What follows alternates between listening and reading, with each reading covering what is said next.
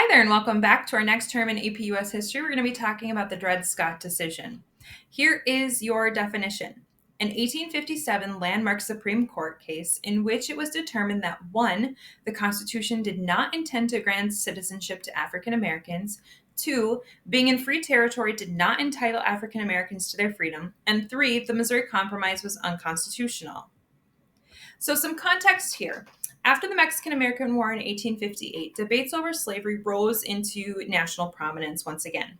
The Compromise of 1850 and the Kansas-Nebraska Act increased those regional tensions when popular sovereignty was put in place, which would allow for people in those territories to determine whether slavery could exist or not. So some background to this court case. This is considered to be one of the worst decisions in American history. The case background is that Dred Scott was born enslaved in Virginia, and he was held enslaved in Missouri. He moved into Northern Territories temporarily, and then his owner, Mr. Emerson, died. He was then given to his wife, Mrs. Emerson, and then they moved back into enslaved or Southern territories.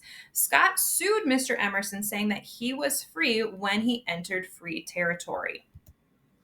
So Chief Justice Roger B. Taney and a majority of the court ruled Scott should not be a citizen and therefore did not have the right to sue at all. So there's the explicit decision regarding whether Dred Scott was free or not.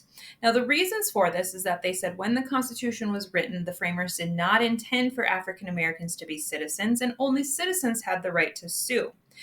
But they took it one step further and decided that the Missouri Compromise deprived white people of their right to property. Therefore, it was unconstitutional. So here is a quote from the decision. We think that they are not included and were not intended to be included under the word citizens in the Constitution, and can therefore claim none of the rights and privileges that instrument provides for and secures to citizens of the United States.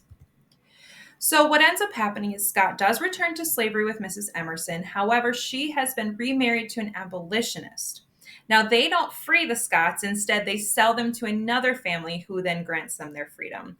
And unfortunately, Scott then dies in 1858, just 1 year later, of tuberculosis. So the significance is really the political impact. Northern Republicans are infuriated as they believe that this is one of the greatest crimes in history of the Republic, and they end up essentially rejecting the decision. This is what officially repeals the Missouri Compromise. Now, the Missouri Compromise was ignored in the Kansas-Nebraska Act, but this makes it official.